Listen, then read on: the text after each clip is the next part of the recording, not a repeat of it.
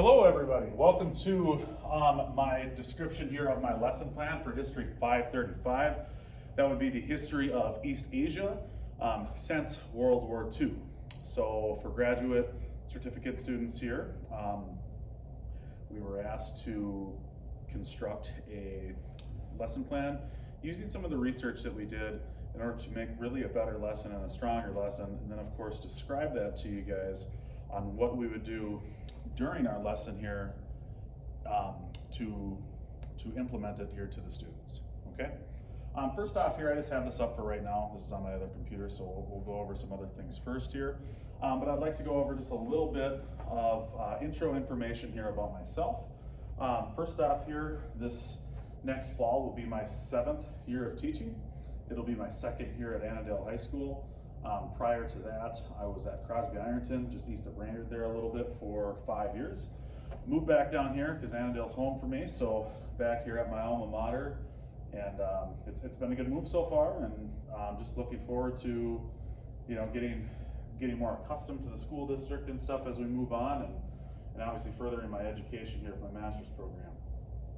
I just started my master's program actually this summer, so this is only the 2nd course that I've taken off of this, where it's the 18 credits in the social studies or the history portion, and then the 18 credits for the teaching portion as well. So just kind of getting rolling with everything, and I'm excited to implement some of this here into my teaching as a whole.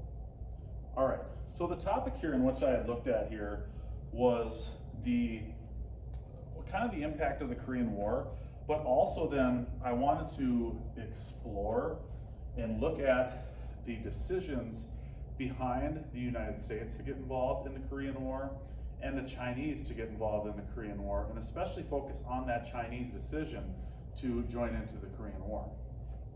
I think we oftentimes forget that the Chinese, especially the People's Republic of China at this time, is a very, very young country. And they jump right into battle with, you could say one of the 2 world superpowers here that emerged after World War II. And in general, we don't look a ton at that decision. So I'd like to explore that decision, talk about the impacts a little bit with this lesson, and then wrap it all up and kind of say, what was the legacy here of the Korean War as a whole. All right, so first thing here that we'll do while the kids come in. So a little bit of background here about Annandale High School as well. We are a high school that is getting bigger actually. Our freshman class this last year, it'll be next year's sophomores, that came in was about 180, which isn't obviously huge, but for Annandale standards, like when I graduated, we were 120. So we were consistently getting a little bit bigger here. So that would be about our class size anywhere from 140 now, probably to 180, upwards maybe close to 200 with some of the grades coming in. So we're getting a little bit bigger at this high school here.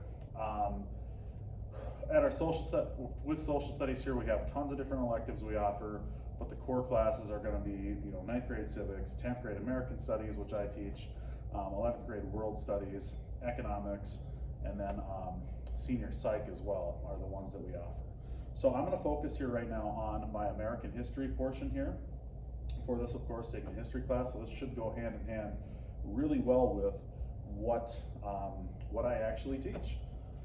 All right, so the first thing is this. So the background of why the Korean War and why do we talk about it? I think one thing that's interesting with all this is that, we don't talk about the Korean War a ton in American history. Like, for whatever reason, we don't. And here's the history textbook that we use, the general textbook here. Some of you may use it in your classrooms as well.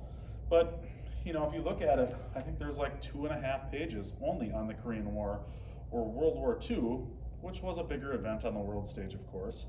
But World War II has 2 whole chapters dedicated to it. So a lot of times we view the Korean War, I think, as part of this, small portion of history that we just typically tend to forget about and not actually study it. And even like while I was constructing this lesson here, I was curious and I looked back towards my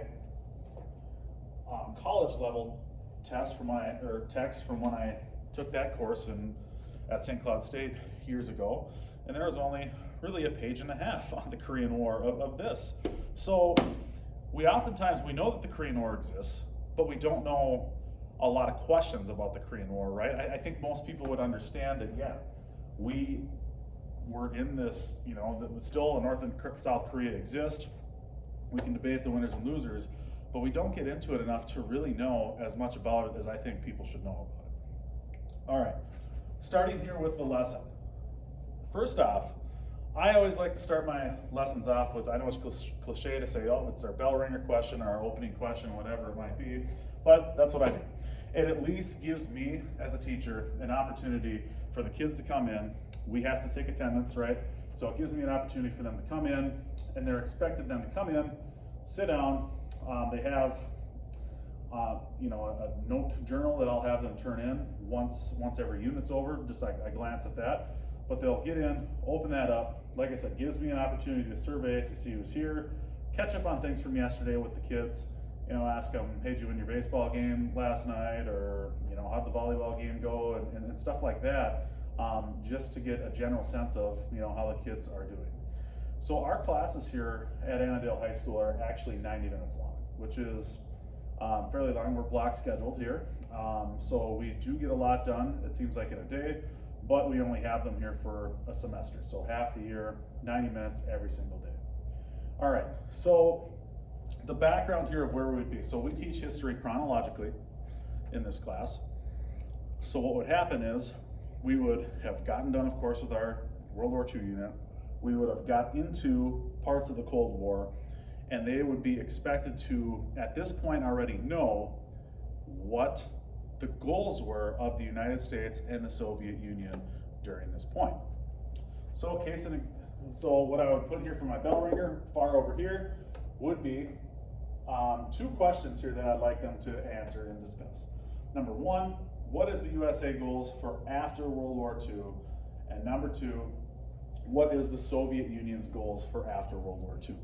So those would be the background questions that I'd like them to get, just so they can kind of see what do the two superpowers here have in mind for their goal during this time, right? As I said, in the meantime here, I would be circling my classroom, and I'm here by myself, so I obviously can't, I can't circle maybe like I would like to and have you guys see, but anyway, that's what I'd do. I'd circle, see how they're doing, catch up a little bit, and then we'd come back and put it all together.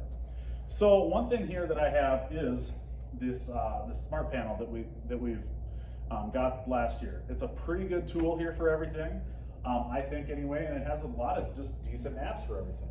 So I'm going to go to my files here, and there's some ready-made activities that are out there. So I'm going to click on that, and it gives me here a few different things that I can do. A lot of just different graphic organizers here is what we can use and talk to as a class, talk about as a class. So I don't know, let's use this one here.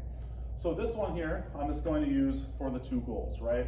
So I might go USA, and I might go here Soviet Union, because that's of course what I asked. From there, I'm randomly calling on people, right? Timmy, what is the United States post-World War II goal?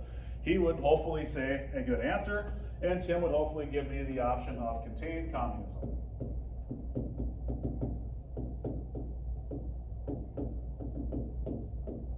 Okay, I might ask Rebecca, what is a post-World War II goal of the Soviet Union? And she's probably going to say security, right? Security. We will continue to talk about these goals and have a logical discussion here. And one disclaimer here about our school is, our administration really puts a lot of emphasis on discussion. So as you're looking here throughout the course of this, this lesson plan, understand that a lot of it is discussion based. Of course we have assignments and stuff, but a lot of it's going to be in-class discussion based is what we're shooting for. Okay, so I'm going to use this chart, and we're going to come up with, maybe 3 different examples for each. Okay, so with that being said, we talk about our 3, and then we can go on to the second portion here, which is the brainstorming topic. So once again, I've been, fortunate here to have these little tools here in which we have. So I'm going to ask the question here on this Shout It Out app, which is actually something that's pretty cool. This Shout It Out app here allows them to brainstorm, and then from there, they are going to answer questions via their device. So everybody here gets a school-issued Chromebook, or if they, for whatever reason, forget it that day, they can do it over their phone. But right here, you will see, I gotta refresh it here for the class. That's something that we gotta do every time. So reset the activity, and right there, it gives the option here of what gives them the instructions. Okay, so for whatever reason, one kid's already in. He's not even here, but we're gonna do this. So you go to hellosmart.com. Okay. From there, it pulls up this. I'm just gonna join as a guest. Our class ID is at the top there. Pretty easy for the students to see. I'll put my name on there. So now it has signed me in. I see my name up there. And here we are playing this, this Shout It Out game. So from here, once every student gets logged in and they're ready to rock, right, I'm gonna hit start activity. And then from there, I ask them the question, tell me what you know about the Cold War. And from there, they can brainstorm, and it gives me a good sense of what they already know about the Cold War and such, okay? So, for example, what do you know about the Cold War? I'm gonna say it took place after World War II.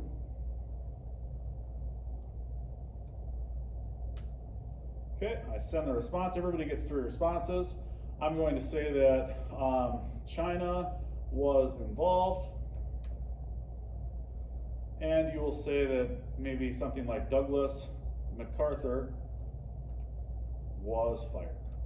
Okay, and these are just, like I said, this is just a brainstorming, I don't know why that one didn't pull up there, but this is here is just a brainstorm, oh there it is on the side. A brainstorming activity just to see what people know. And then from there, we can look and see, all right, like it gives me an idea of what people know. So if people kind of know the general timeline which it took place, I can take these and kind of clump them in, as you can see.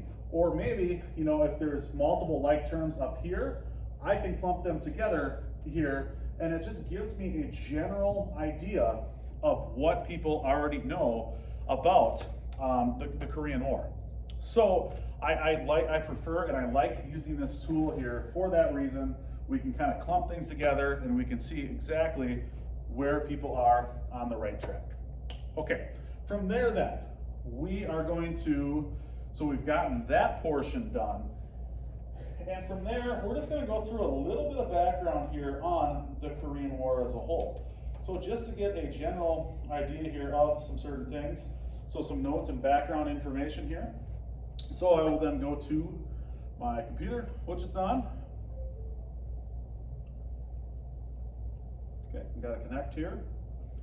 And from there, once this loads up, you will see the series of notes in which I have, my computer timed out, I guess, so that would be the reason why it's not showing up. So let me just log back in. All right, so I have then my intro to the Korean War. And a lot of my notes here, and you can see these here on the lesson plan, I have a link to the lesson plan, you will be able to see. The only thing lame about these smart panels is I have to go back and forth to change the slide. That's my only complaint. First world problems, I guess. Anyway, we're gonna go over the background here of the Korean War, and we're gonna try to go through this efficiently, but then of course leave room for discussion. So kind of some bullet points here, and I have some questions to discuss. So like I talked about how the Democratic People's Republic of Korea is created, I'm gonna say why, I'll ask them the question, like why is it called a Democratic Republic if we know that they're a communist nation? Like what's the idea behind that? We'll discuss that question, and then we'll move on to the next slide. Our next slide here is going to be the 2 flags. This here's a lot of writing for them, but I'm gonna have them write it down at this point in time. I also generally post my notes as well on Google Classroom as our class management system. but we'll go over these things here as well and kind of just give a basic timeline of what is going on. So this here will set the stage towards our idea, our main idea of this lesson, which is going to be the Chinese getting into the battle and the Americans and really their response. We will look here at the territorial gains. So you'll see right here, here's our start, right? Here's the initial North Korean push, the United States push, up to the Yalu, and then finally kind of that back and forth there of going back and forth between the two countries. So it really sets the stage for talking about MacArthur's pull. And then we'll talk about as well how that went back and forth for a little bit. And then we're going to answer these questions. So I'm going to ask these questions here and have them answer them in their notes. So number one, was the USA right in their decision to lead the UN forces and lead a massive attack to liberate the Korean Peninsula? 2, why did the Chinese get involved? Think about the geography of China and the peninsula and the political affiliation of each. 3, was so little land changing in the last 2 years? Why did it take so long? And 4, do you think the DMZ still exists today? And what do you think life is like on the DMZ in the Joint Security Area? So I'm going to have them, after we go through that background, they are going to answer these questions, and then they are going to, once they're done, they're going to have it in their notes, and then we're going to talk and discuss about it right before our break. So as we said, a 90-minute class here. We are kind of required to give them a break. It's a long time to sit for 10th graders, so we'll go over and discuss these questions, and then from there, we will shift towards really the bulk of what we're trying to learn here for today. So the 2 secondary sources here in which I'm going to use is going to be China's Road to the Korean War, and then Truman and MacArthur. So I'm going to have 2 little excerpts here in which I will copy the material and give it to them either via Google Classroom or a hard copy. But basically here I have them reading in the China's Road to the Korean War, 125 to 129. So they'll get back here at about 8:45 if we're starting at 8. So the second half of class, they get back, so they're reading 4 pages in the China's Road to the Korean War. And that's going to look at really what Mao Zedong's idea is behind actually joining the battle and how they felt about Americans as a whole. And then I'm also then going to have them read, and you can see the annotations and stuff if you follow along on the lesson plan. I'm also going to have them read pages 120 to 126, showing the ideas behind Douglas MacArthur's, I guess you could say, fatal decision or fatal mistake to move up and push the North Koreans all the way really to the Chinese River. What was he trying to think and what were his ideas? So that will give them a little bit of time to read those excerpts, and then from there, the last 10 minutes of class, as you'll see here in this lesson page, or on this lesson plan, you will see that they will be expected to answer an exit ticket, which I will then take this, erase it, right, and I'll put our exit ticket questions on the board. My 4 questions here for the exit ticket. It's going to be 1, what were China's reasons? According to the excerpt that we read, what was China's reasons for entering the war? Number 2, what was the United States reasoning for pushing as far north as the Yalu River? Like, we need to answer the question, wasn't the goal just to contain communism? Why are we pushing forward if we're Douglas MacArthur and the Americans? Number 3, who is more responsible for escalating the conflict, the Chinese or the Americans? So that's a debate question, in which we'll have to talk about the next day because we'll run out of time here. 4, was the direct conflict between the two inevitable, or could it have been avoided? So like, was it something that we knew was going to eventually happen, or could it actually have been avoided at one point in time? And number 5, what are the lasting impacts of the Korean War? So they will write this down. They have exit ticket sheets that I give them. They will write these down. They will submit them. I will take them. I'll glance at them. We'll hand them back tomorrow, and then we'll go over really the ideas here behind the Korean War and the Chinese decision to jump into the war and the US's decision to continue to push north of the Yalu River. All right, well, I hope that was a decent rundown of everything. My lesson plan, you should be able to see online. The links to the notes are on there. You know, my activities here with my smart panel aren't on there, but they're pretty basic. I mean, any graphic organizer app that you might have will be able to work for that. So I hope that that gives the students here of Annandale a little better idea of the decisions behind trying to get into the the Chinese decision to get into the war, the Americans' decision to keep pushing forward, who's more at fault for escalating the conflict, and then finally, the lasting long impacts and really the results of the Korean War. So, thanks for watching, everybody. Good luck with the rest of the course, and maybe we'll see you in some other courses along the way. Later.